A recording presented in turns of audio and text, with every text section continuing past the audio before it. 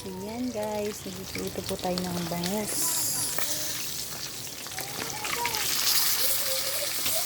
So ito ang pinaka-struggle pag nagpiprito ng bangus kasi siya ay matilamisik, masakit, makatalsik.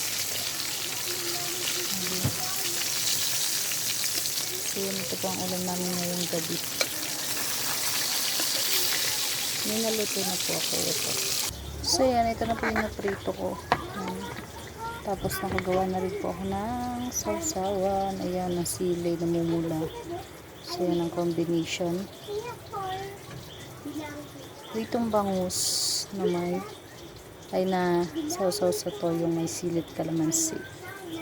So yan, kakain na po kami guys. Kain na po tayo.